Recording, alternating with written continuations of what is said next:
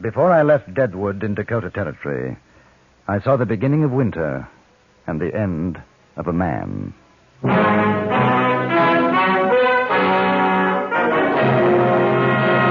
Frontier Gentlemen.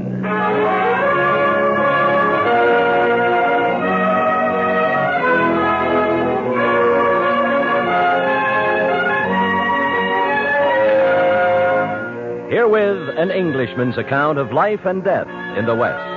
As a reporter for the London Times, he writes his colorful and unusual stories. But as a man with a gun, he lives and becomes a part of the violent years in the new territories.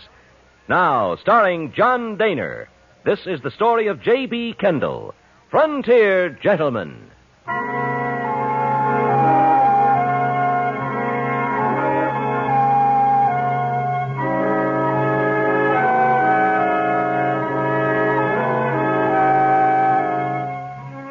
I had seen him several times in Deadwood, a tall, lean, almost cadaverous-looking man, wearing a black frock coat, shiny with age, and trousers which were fraying at the knees. He would walk through the streets, lips moving in soundless words, seemingly oblivious of the turmoil and bustle surrounding him. It was a few days before my departure from Deadwood that I met him, and then, under rather unusual circumstances. I had gone to the gunsmith, Mr. Josiah Mellett, who was repairing some defect in my gun. Good morning, Mr. Kendall. Good morning, Mr. Mellett. Is my gun ready? Yes, sir. It was the pawl spring was mostly the trouble. I replaced the mainspring, too. She was a mite on the weak side. I smoothed the action down some like you asked. Want to see how she feels?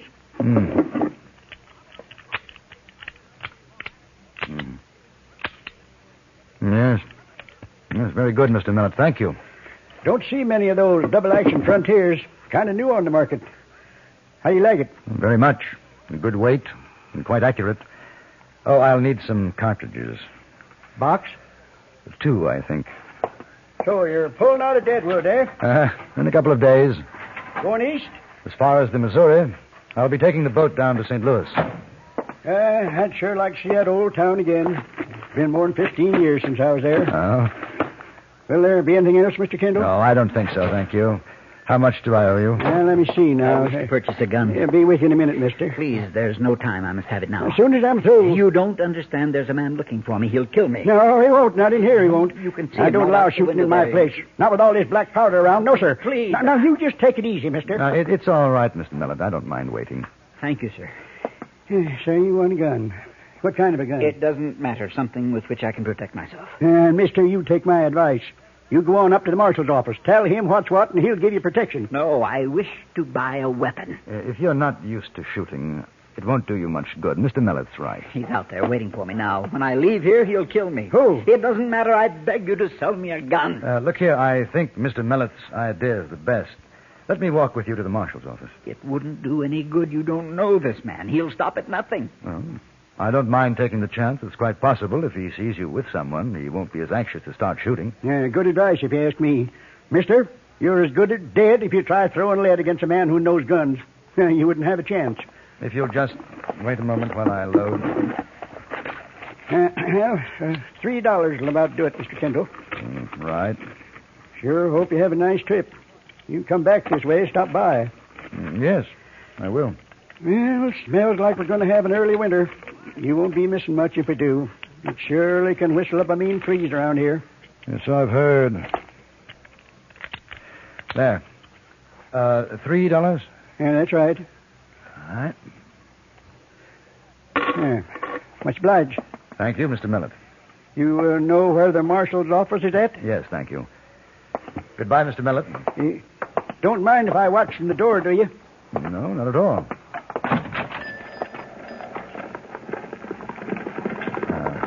You see him? Yes. Across the street. Ah, yes. So long. Thanks again, Mr. Mellett. Do you mind my asking why he wants to kill you? It's a thing that happened some years ago, a private matter. Oh, I'm sorry, Mr. Yorby. Thomas Yorby. I'm Yorby. very grateful to you, Mr.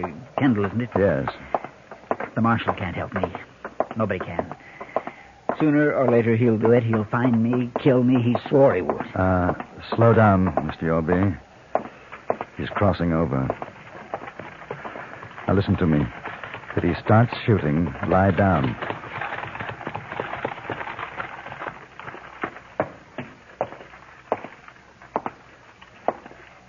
Morning, preacher. Said your prayers today? What do you want? What do you think? You mind standing to one side, mister? I've come a long way to kill this fella. He's not armed. Doesn't matter none. Get out of the way. I don't like murder. Me neither. But shooting the preacher ain't murder. It's a kindness. I hate to meddle in a private affair, but Mr. Yorby asked for protection. I feel bound to see him safely to the marshal's office. I got no quarrel with you. Nor I with you. But I'm not letting you shoot an unarmed man. I won't take no chances swapping shots with you, mister. You might just be good enough to beat me. I got too much to live for. You're lucky, preacher. You're lucky you talked this fella into helping you. But he better stay almighty close to your side, because when you're alone, I'm coming looking for you. And next time I'll get you.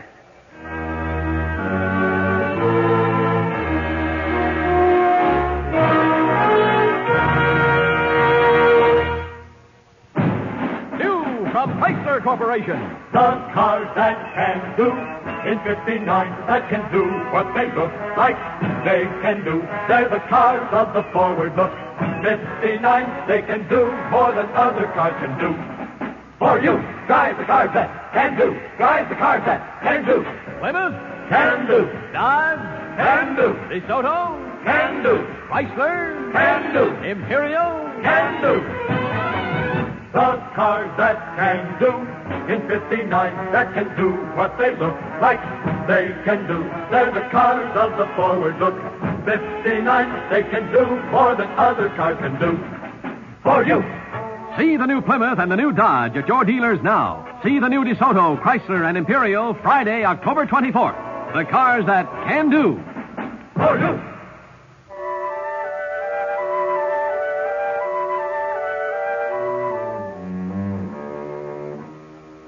The stranger was a man of somewhat slight stature, hair graying. As he walked away, I noticed that he had a limp. Then he disappeared into a saloon. My companion, Thomas Yorby, passed a shaking hand across his face. It would have been better to have had done with it. Let him kill you? I'm tired, Mr. Kendall. He'll keep his word. There'll be no rest, no peace for either of us. Let the marshal take care of it. No, it's useless. He can't arrest the man for something he hasn't yet done. But what are you going to do? Wait for him to find me again. Why not leave Deadwood? Go somewhere else. It'd be the same wherever I went. He'll follow. Sooner or later, he'll find me. Listen to me, Mr. Yorby. I don't know what you've done, but I shan't sleep very well at night unless I do my best to see you're not murdered. I shall be leaving myself in a couple of days. If you wish, you can share my hotel room and travel with me to Fort Pierre. You have no reason to do this. For all you know, he may have every right to want to kill me. That's possible. But in the meantime, we better get you off the street before he changes his mind and shoots us both in the back.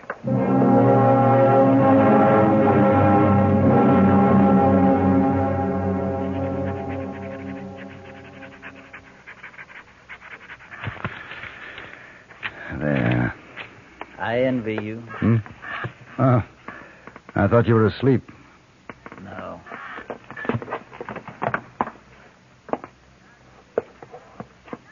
Mr. Yorby, there's one thing I should like to know.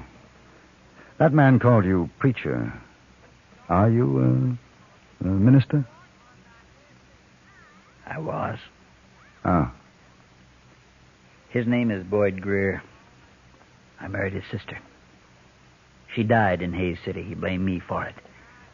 That was 5 years ago. And you say you were a minister? After the death of my wife, I could no longer preach the gospel. When she was lost to me, I lost faith. I cared about nothing. Why does Greer blame you? He was against my taking her to Hayes. It was a rough town. I wanted to preach there. She insisted upon going with me. There was trouble with shooting. She died. And he blamed you for that, huh? After her death, I left Hayes, wandering, finding enough work to keep myself alive. But wherever I went, always the knowledge that he was looking for me. Now he's found me. And there's nothing else, huh? Yes.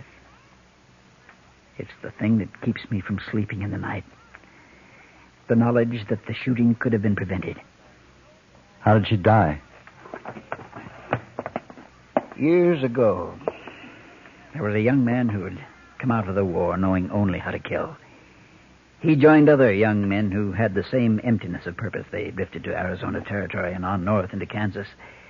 The young man was called the Torrigo Kid. He knew how to use a gun. The others followed him. Then one day he heard an old man, a preacher. He heard the words, and he knew that his life was meaningless. He threw away the gun. He swore never to use it again. He studied with that old man, and he learned about good. He became a preacher and met a woman who loved him. You were the Torrigo Kid. In Hayes City, I was with my wife preaching in a saloon. She had a sweet voice, sang the hymns. Then somebody recognized me. There were words. It happened so quickly. A gun was put into my hand, and there was shooting. When it was finished, the man who knew me was dead, and she was dead, too. I threw down the gun and ran away. Does Greer know about the Torrigo Kid? He found out. When you came to the gunsmith shop to buy a gun, you were going to kill him? I couldn't. I knew I couldn't. That's why I let you talk me out of it. If you had a gun? He would be dead now. I'd rather die myself than that. Stay here. Where are you going? To find Greer. He won't listen to you. Why should he? I don't know, but he might. It's better if I face him myself alone and stop running. I've sinned. I used to think that turning to the Bible would cleanse me, but how could it? I have yet to complete payment for my sins. Perhaps my death will be an atonement. I don't think so. Will you stay in the room? All right, Mr. Kendall. I'll stay. I left the hotel and walked back to Main Street to where I'd seen Greer go into the saloon. I found him there, sitting at a table in a dark corner, staring moodily into a glass of whiskey. Is he hiring guns now? No. I came to talk. I have nothing to say to you. Are you drunk? No, I can't get drunk. If you kill him, will it bring back your sister? She'll rest easier. Will you? He lied.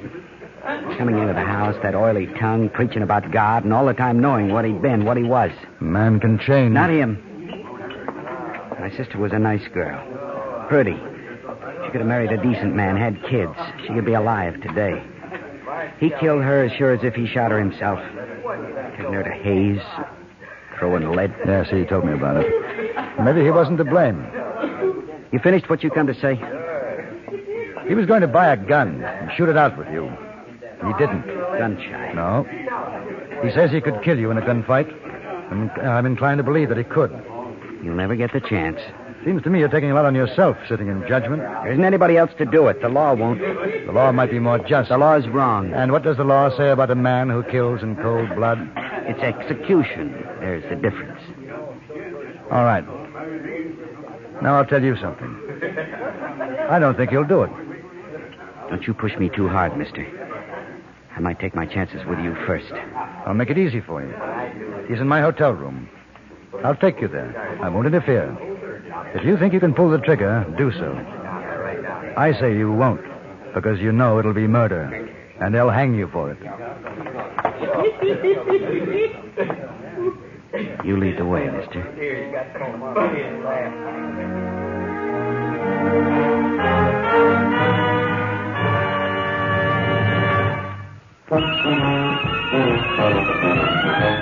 Of all leading filters, cigarettes, Kent filters best, Kent filters best. It makes good sense when you smoke Kent.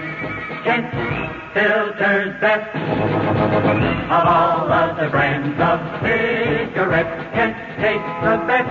Kent tastes the best. A richer taste than all the rest. Kent filters best.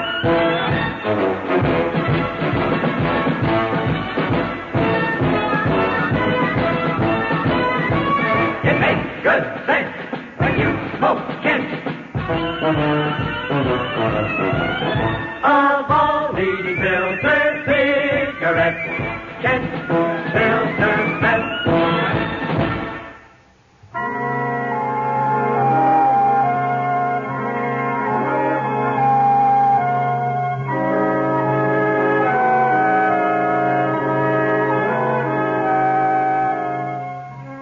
The sky was overcast as we walked up the main street of Deadwood to the hotel.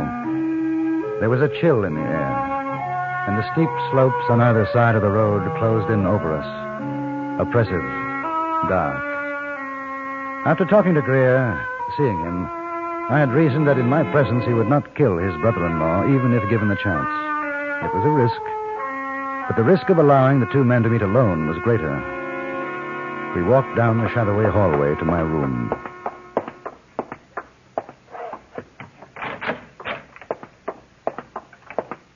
Where is he?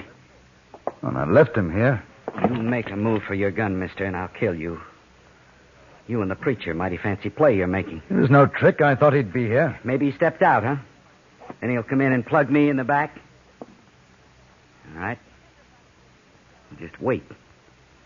When he shows his face in that door, I'm going to blow it off for him. We waited 10 minutes, 20, an hour. There was no sound. Through the window, I could see a few flakes of snow drifting down through the trees. It was cold in the room. Then I heard steps outside in the hallway. Greer heard them, too. Motioned to me for silence.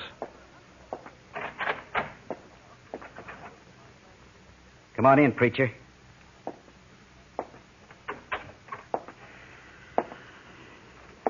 Funny thing. I've been sitting here kind of savoring the time when you'd come through that door and I'd put a bullet in your head. Now you're here, I want to watch your face. I want to hear you howl before I do it. Your pal. He figured to get me in here so you and him could finish me off, huh? Shoot. Get it over with. No hurry. No hurry at all. Where you been? I went down to the stage station.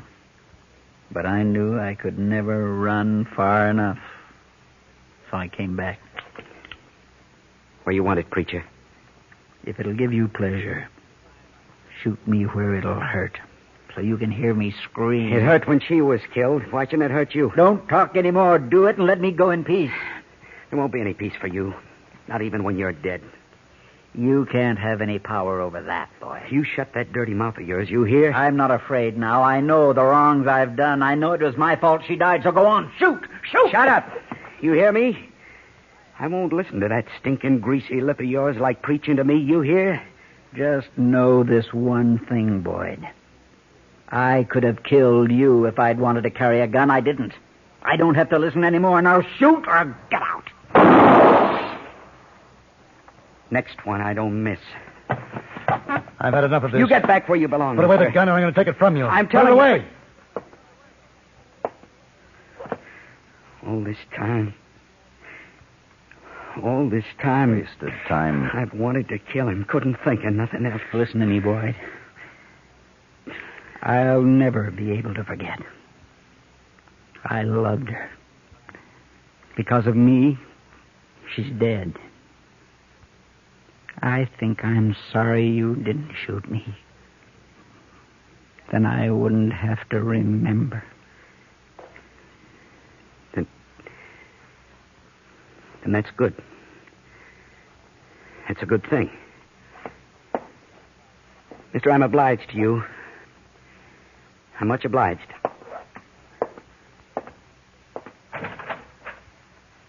I ain't looking for you no more, preacher. You walk alone now. And you remember my sister. You remember what you done to her.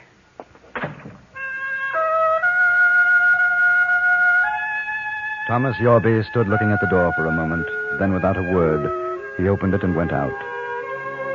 I watched from my window and saw the tall figure with head bent go out into the cold street, threadbare, shiny coat. He walked away and was lost in a swirl of snowflakes.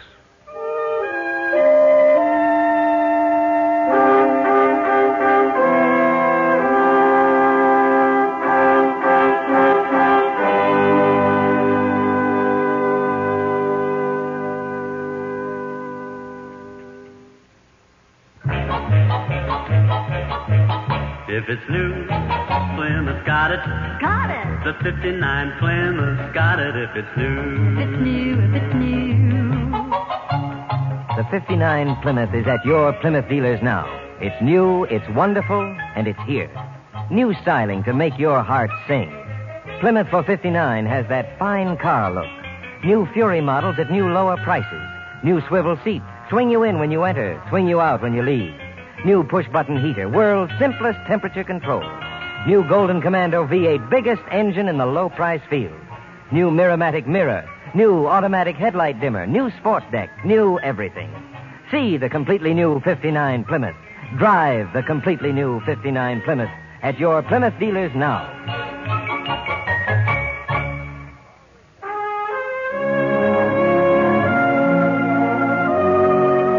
Frontier Gentleman was written, produced, and directed by Anthony Ellis and stars John Daner as J.B. Kendall.